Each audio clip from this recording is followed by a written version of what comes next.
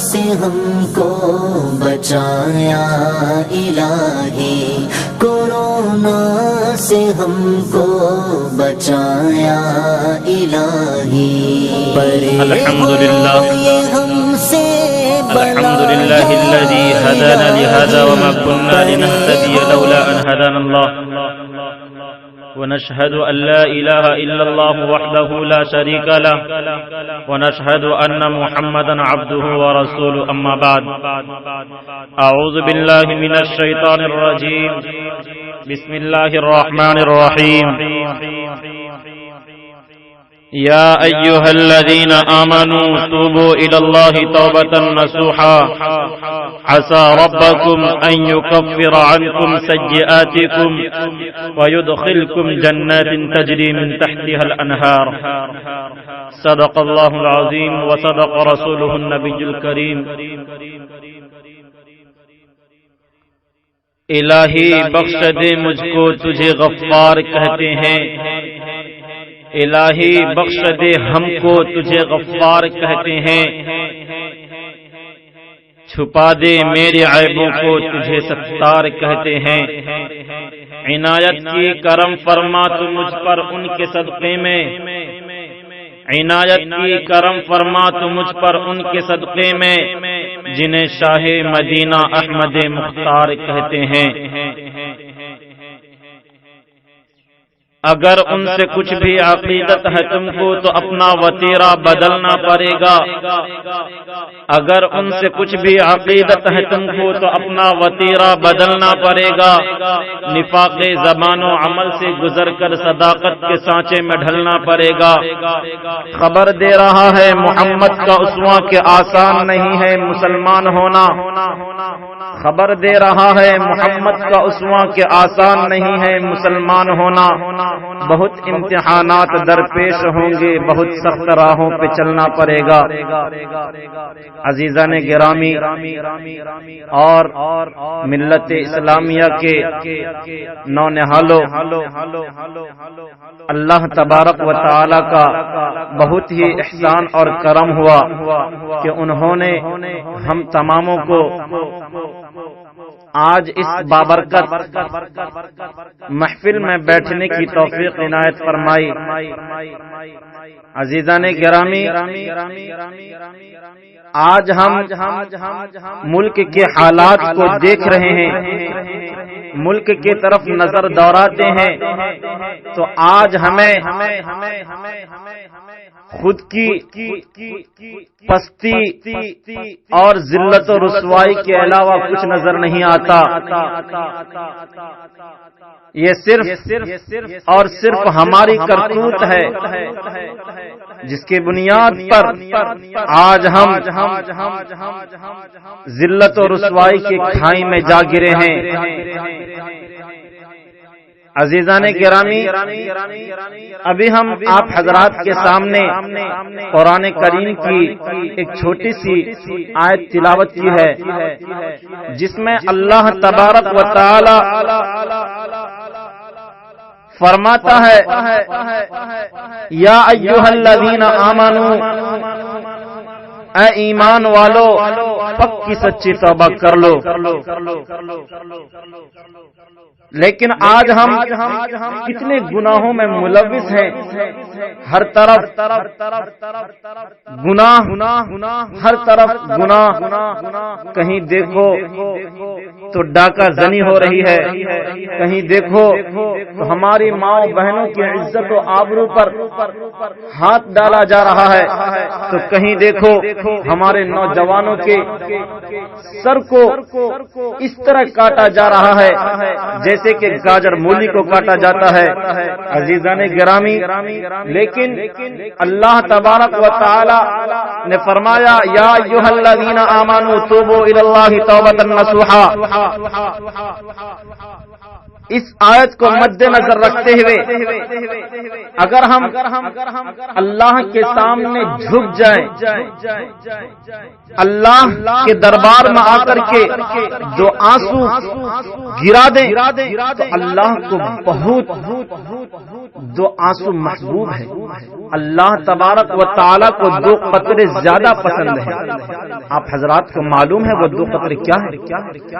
ایک وہ قطرہ جو اللہ کے راستے میں جہاد کرتے ہوئے بہ جائے، اور ایک وہ قطرہ جو اللہ کے ڈر سے، اللہ کے خوف سے اپنے گناہوں پر نادم ہو کر کے اللہ تبارک و تعالیٰ کے سامنے گریا وزاری ہو کر کے کر کے ہم اپنے گناہوں پر نادم ہو کر کے اپنے جو آنسو بہاتے ہیں، یہ دونوں قطرے اللہ تبارک و تعالیٰ کو بہت پسند ہے.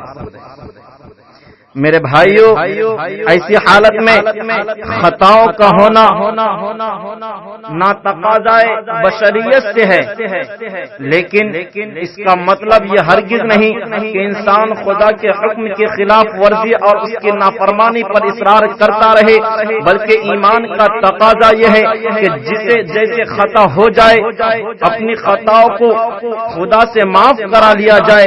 ایسا کرنے سے انسان کے دل پر گناہ ہو جانے سے جو گندگی اور سیاہی پھیل جاتی ہے وہ دور ہو جاتی ہے، ورنہ پھیلتے پھیلتے دل اتنا سیاہ ہو جاتا ہے، اتنا سیاہ ہو جاتا ہے، اتنا سیاہ ہو جاتا ہے کہ حق بات اثر ہی نہیں کرتی. اس لیے باری تعالی حکم فرماتا ہے، یا ایھا الذین آمنوا توبوا الی اللہ توبۃ نصوحا، اے ایمان والو اللہ کے سامنے سچی توبہ کرو، اور اگر تم توبہ کرو گے تو ان قریب تمہارا رب تمہاری برائیوں کو تم سے دور کر دیں گے، اور مرنے کے بعد ایسی جنتیں عطا کریں گے، ایسی جنتیں عطا کریں گے جن کے نیچے نہریں جاری ہوں گی. محترم حضرات اور ملت اسلامیہ کے نوجوانوں، خدا کی شان کریمی بھی عجیب ہے. دنیا کا مجرم جب اپنے جرموں کا اقرار کر لیتا ہے تو اس کو قید یا مشقت کی سزا دی جاتی ہے، لیکن قربان جائیے اس رب کریم پر کہ اس کے دربار کا مجرم جب اپنے جرموں کا اقرار کرتا ہے اور اپنی خطاؤں پر اشک ندامت بہاتا ہے تو خدا کو اس پر اتنا پیار آتا ہے کہ دنیا میں اس کی ذات کے اندر جو برائیاں اور بدچلنیاں ہیں اس کو اس سے دور کر دیتے ہیں، اور مرنے کے بعد اس کو انعام عظیم سے نوازنے کا وعدہ فرماتے ہیں. لیکن میرے بھائیوں، آج ہم اللہ کے سامنے جھکنا نہیں چاہتے، اللہ تبارک و تعالی سے اپنی گناہوں کی معافی کو طلب کرنا نہیں چاہتے، جس کے بنیاد پر آج مسلمان ہر طرف پریشان ہے. کہیں دیکھو تو بوسنیا کے مسلمانوں کو اس طرح کاٹا جا رہا ہے، بوسنیا کے مسلمان ماؤں بہنوں کی عزت و آبرو سے اس طرح کھلواڑ کیا جا رہا ہے، وہاں کے نوجوانوں کے سر کو سر قلم کر دیا جا رہا ہے، وہاں کی ماؤں بہنوں کی چھاتیوں کو کاٹ کر کے ان میں نمک ٹھوسا جا رہا ہے. یہ کن کی کرتوت ہے؟ یہ ہماری گناہوں کی کرتوت ہے، یہ ہماری بلا، یہ ہمارے اوپر بلا ہے. آج مسلمانوں پر نہیں بلکہ اللہ تبارک و تعالی نے ایک عذاب بھیجا کرونا وائرس کے نام سے. بتاؤ یہ اللہ کا عذاب نہیں تو اور کیا ہے؟ اس سے بڑا عذاب اور کیا ہو سکتا ہے؟ جنہوں نے خانہ کعبہ کی حفاظت کی تھی، خانہ کعبہ کے چکر لگوانے کے لیے لوگوں کو مقرر کیا، اسی اللہ تبارک و تعالی نے اس خانہ کعبہ کی چکر، اس خانہ کعبہ کے طواف کو بند کروا دیا. ارے آپ کو معلوم ہونی چاہیے آج سے 1450 سال سے قبل اللہ تبارک و تعالی نے خانہ کعبہ کی حفاظت کروائی تھی، جس کے بارے میں اللہ تبارک و تعالی نے خود ایک سورت اتاری ہے جس کا جو یہ ہے کہ الم تر کیف فعل ربک باصحاب الفیل، جب اصحاب فیل نے اپنے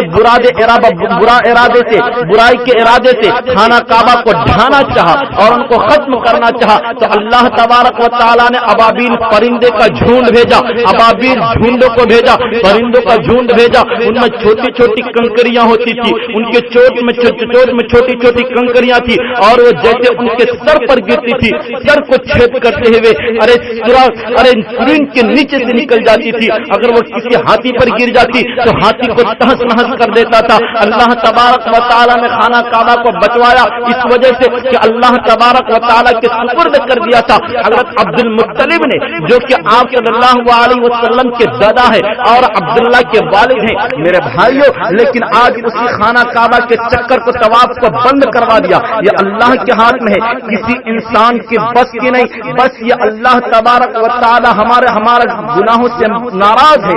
آج ہم اتنے گناہ کر چکے ہیں کہ اس قرہ ارض پر مسلمانوں کو اتنا پیٹا جا رہا ہے, مسلمانوں کو گھسیٹا جا رہا ہے, مسلمانوں کو اس طرح کاٹا جا رہا ہے جس طرح کہ گاجر پولی کو کاٹا جاتا ہے. میرے بھائیوں, آج پورے دنیا میں صرف مسلمان ہی بدنام کیوں؟ نظام الدین میں ان جماعتیوں کو بدنام کیوں کیا گیا؟ کیا یہ جماعتیوں کے اوپر ایک طرف سے اللہ کا عذاب آ چکا ہے, مسلمانوں پر اللہ کا عذاب آ چکا ہے. اللہ تبارک و تعالی جب کسی قوم پر عذاب بھیجتا ہے تو وہاں کے نیک لوگ بھی شامل ہو جاتے ہیں. کیوں کہ جب نیک انسان گمراہ کن لوگوں کو سیدھے راہ پر لانے کی کوشش نہیں کرتا تو اللہ تبارک و تعالی ان کے ساتھ ان کو بھی لے لیتا ہے. بتائیے آج ہم پریشان کیوں ہیں؟ میرے بھائیوں, کبھی ہم نے غور نہیں کیا, کبھی ہم نے سوچا نہیں, کبھی ہم نے اس بارے میں فکر نہیں کیا, اس کے بارے میں فکر نہیں کیا کہ ہمارے اوپر یہ عذاب کیوں کر آیا.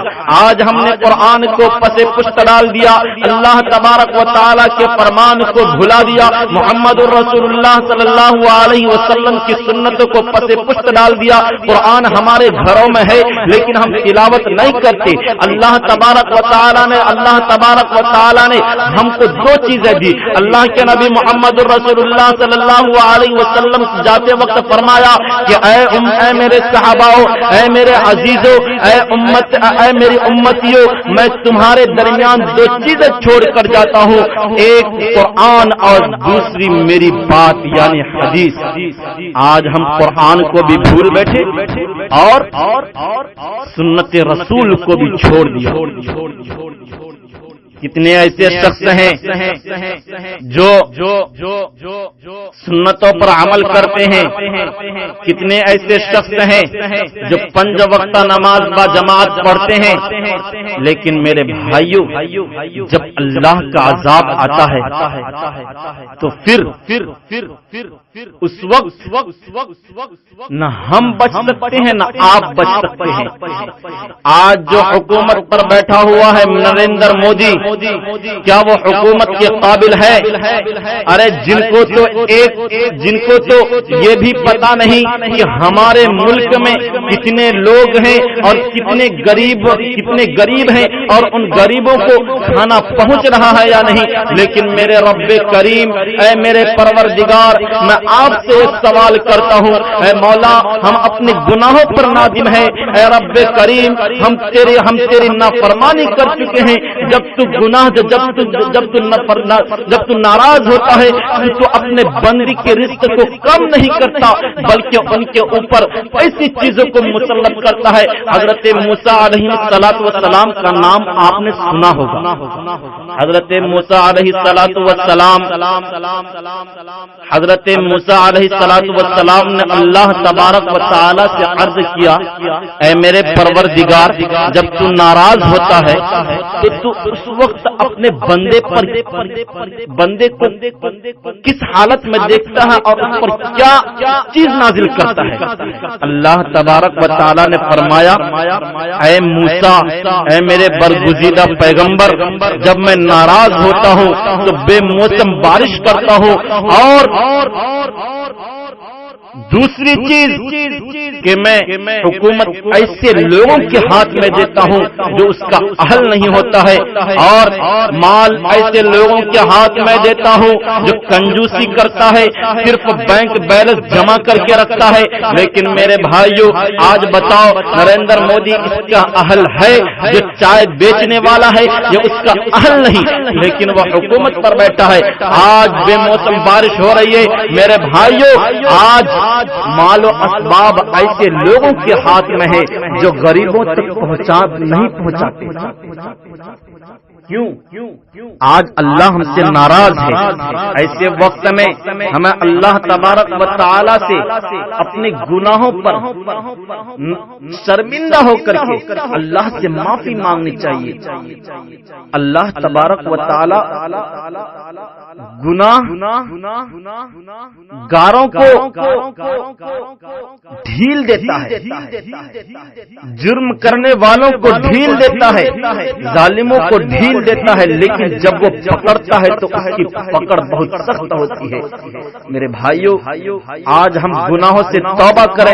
اللہ تبارک و تعالیٰ کو وہ شخص بہت پسند ہے جو گناہوں پر نادم ہو کر کے توبہ کرتا ہے۔ میرے بھائیوں، اللہ تبارک و تعالی ہمارے گناہ چاہے کتنی بڑی ہو، ارے سمندر کے جھانک کے برابر کیوں نہ ہو، آسمان کو کیوں نہ چھو لے ہمارے گناہوں کو، جب ہم اللہ تبارک و تعالی کے سامنے جھک کر کے اپنے گناہوں پر نادم ہو کر کے اللہ تبارک و تعالی سے گریہ وزاری کریں گے، یقین جانیے ہمارے گناہوں کو اللہ تبارک و تعالی معاف فرمائیں گے۔ آپ نے ایک واقعہ سنا ہوگا، حافظ ابن تمیم رحمت اللہ علیہ کا، ان کا گزر ایک گلی سے ہوا، اور جب وہ گزر رہے تھے تو راستے میں ایک گھر نظر آیا، اور اس گھر میں ایک ماں اپنے بیٹے سے کہہ رہا تھا، تم میرا نافرمان لڑکا ہے، تم میرا نافرمان بیٹا ہے، تم یہاں سے نکل جا، تم میرے گھر میں نہیں رہ سکتا۔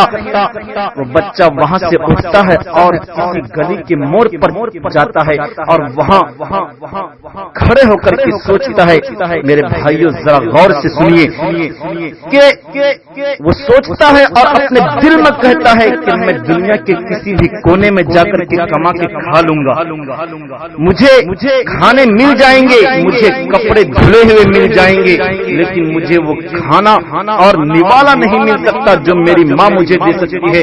دنیا مجھے محبت کر لے گی، لیکن وہ محبت نہیں دے سکتی جو میری ماں مجھے دے سکتی ہے۔ وہ بچہ وہاں سے لوٹتا ہے اور اپنے گھر کے دہلیز پر روتے روتے سو جاتا ہے۔ آخر ماں کا غصہ بھی ٹھنڈا نہیں ہوا تھا کہ اسی حالت میں ماں باہر نکلتی ہے، دیکھتی کیا ہے کہ میرا بچہ اب تک یہیں پڑا ہے۔ وہ اسی غصے میں کہتی ہے کہ کمینہ کم وقت اب تک یہیں پڑا ہے۔ وہ بچہ اٹھتا ہے اور اپنی ماں سے کہتا ہے، اے میری ماں، میں دنیا کے کسی بھی گوشے میں جا کر کے میں کما کے کھا لوں گا، میں ایک دو نوالے حاصل کر سکتا ہوں، میں محبتوں کو بھی پا سکتا ہوں، لیکن اے میری ماں، جو محبت تو دے سکتی ہے وہ دنیا کا کوئی شخص نہیں دے سکتا۔ اے میری ماں، جو نوالے تو کھلا سکتی ہے وہ دنیا کا کوئی شخص نہیں کھلا سکتا۔ اے میری ماں، جو ٹوٹی پھوٹی زبان میں تم مجھ سے بات کر سکتی ہے وہ دنیا کا کوئی شخص بات نہیں کر سکتا۔ اسی طرح میرے پروردگار کے سامنے اگر کوئی شخص گناہ کرتا ہے پھر اپنے گناہوں پر نادم ہو کر کے اللہ تبارک و تعالیٰ کے سامنے سر جھکا کر کے کہتا ہے، اے میرے پروردگار، ہم گناہ تو کر بیٹھے لیکن اے میرے پروردگار ہم اپنے گناہوں پر نادم ہیں، میری توبہ میری توبہ میری توبہ میری توبہ کو قبول فرما۔ اللہ تبارک و تعالیٰ ایسے وقت میں اپنے بندوں کے گناہوں کو اس طرح پاک کر دے، اس طرح دھو دیتے ہیں، اس طرح دھو دیتے ہیں جس طرح کے بچہ آج ہی پیدا ہوا ہے۔ لیکن میرے بھائیوں، آج ہم گناہوں پر نادم نہیں، آج سے یہ عہد کیجئے کہ اللہ تبارک و تعالی کے سامنے آج اس مجلس میں اس محفل میں بیٹھ کر کے اللہ تبارک و تعالی سے کہیے، اے میرے پروردگار، آج کے بعد سے اس روئے زمین پر گناہ نہیں ہوگی۔ اے نوجوانوں، اللہ تبارک و تعالی سے کہو، اے میرے اللہ، آج کے بعد سے ہم کسی ماں بہنوں کے پیچھے سیٹیاں بجاتے ہوئے نظر نہیں نہیں آئیں گے. اس دھرتی کو کہہ دو اے دھرتی تیرے اوپر گناہ نہیں ہوگی. اس آسمان سے کہہ دو اے چھت تیرے نیچے اب برائیاں نہیں ہوگی. میرے بھائیو اللہ تبارک و تعالیٰ سے اپنے گناہوں پر نادم ہوئیے. اللہ تبارک و تعالیٰ بہت بڑا معاف کرنے والا ہے. میرے بھائیو حالات کسی مردہ قوم کے ساتھ نہیں آتی, حالات تو زندہ قوم کے ساتھ آتی ہے. آج ہمارے ساتھ یہ حالات آئے ہیں, یہ ہمارے گناہوں کی کرتوت ہے, یہ ہماری گناہوں کی سزا ہے. اللہ تبارک و تعالیٰ کسی مردہ قوم کے ساتھ حالات نہیں پیش کرتی. جو مردہ قوم قبر میں سو چکی ہے ان کے ساتھ حالات نہیں آنے والی, حالات تو زندہ قوم کے ساتھ آتی ہے. ہم گناہ کر بیٹھے ہیں, گناہوں پر نادم ہونا ضروری ہے. میرے بھائیوں گناہ کرنا کوئی بڑی بات نہیں, لیکن گناہ پر اڑے رہنا یہ سب سے بڑا جرم ہے, سب سے بڑا جرم ہے. میرے بھائیوں آج سے عہد کیجئے کہ اللہ تبارک و تعالیٰ کے سامنے ہم عہد کرتے ہیں کہ اے میرے پروردگار ہم گناہ نہیں کریں گے. بس میں آپ حضرات کے سامنے ایک واقعہ پیش کر کے میں اپنی جگہ لوں گا کہ دو شخص تھا, وہ دونوں جھگڑ رہے تھے, لڑ رہے تھے, اور وہ دونوں یہ کہہ رہے تھے کہ اللہ تبارک و تعالیٰ اس شخص کو زیادہ پسند کرتا ہے جو گناہ پر نادم ہوتا ہے, اللہ کے سامنے جھکتا ہے, اس شخص کو اللہ زیادہ پسند کرتا ہے. دوسرا شخص یہ کہہ رہا تھا کہ نہیں, اللہ تبارک و تعالیٰ اس شخص کو زیادہ پسند کرتے ہیں جو کہ گناہ ہی نہ کرتا ہو. وہ دونوں آپس میں جھگڑ رہے تھے. اسی درمیان ایک بوڑھے میاں کو آتے ہوئے دیکھا. انہوں نے کہا اے میرے چچا جان, آپ ہمارے درمیان فیصلہ کر دیجئے. انہوں نے کہا میں تو جاہل ہوں, مجھے کوئی علم نہیں, میں اللہ کا بندہ ہوں, تو بھی اللہ کا بندہ ہے. اے میرے نواسے بتا تیرا جھگڑا کس بات پر ہو رہا ہے؟ تو ایک شخص نے کہا کہ میں یہ کہہ رہا ہوں کہ اللہ تبارک و تعالیٰ اس شخص کو زیادہ پسند کرتے ہیں جو گناہ ہی نہ کرتا ہو, اور دوسرا شخص یہ کہتا ہے کہ اللہ تبارک و تعالیٰ اس شخص کو زیادہ پسند کرتے ہیں جو گناہ تو کرتا ہو پر گناہ پر نادم ہو کر کے اللہ تبارک و تعالیٰ سے معافی مانگتا ہو. تو اس بوڑھے میاں نے کیا زبردست جواب دی. میرے بھائیو ذرا غور سے سنیے. اس شخص نے کہا میرے بیٹے ہم کپڑے بننے کا کام کرتے ہیں. کپڑے میں دو دھاگا ہوتا ہے, ایک ہوتا ہے تانا اور ایک ہوتا ہے بانا. جب سلتے ہیں اور بنتے بنتے جب کوئی دھاگا ٹوٹ جاتا ہے تو میں اس دھاگے کو جوڑ دیتا ہوں, پھر آگے سلنے لگتا ہوں. جب آگے سلنے لگتا ہے تو میں پیچھے نظر رکھتا ہوں کہ کہیں پھر سے وہ دھاگا ٹوٹ نہ جائے. اسی طرح اللہ تبارک و تعالیٰ جب کوئی بندہ گناہ کرتا ہے, گناہ کر کے اپنے گناہوں پر نادم ہوتا ہے, تو اللہ تبارک و تعالیٰ اس شخص پر زیادہ نظر رکھتا ہے کہیں میرا بندہ پھر گناہ کر نہ بیٹھے. میرے بھائیو آج سے عہد کیجیے کہ اللہ تبارک و تعالیٰ سے عہد کیجیے کہ ہم گناہوں پر نادم ہوں گے, 5 وقتہ نماز پڑھیں گے. اگر ہمارے اوپر زکات فرض ہو چکا ہے تو ہم زکات اپنے مال کو نکالیں گے, غریبوں کو دیں گے, اور اگر حج کی استطاعت ہے تو حج کریں گے. روزہ اگر آئے تو ہم روزہ رکھیں گے. میرے بھائیوں اللہ تبارک و تعالیٰ سے دعا کیجیے کہ اللہ تبارک و تعالیٰ ہم لوگوں کو کہنے سننے سے زیادہ عمل کرنے کی توفیق نصیب فرمائے. وآخر دعوانا الحمدللہ رب العالمین.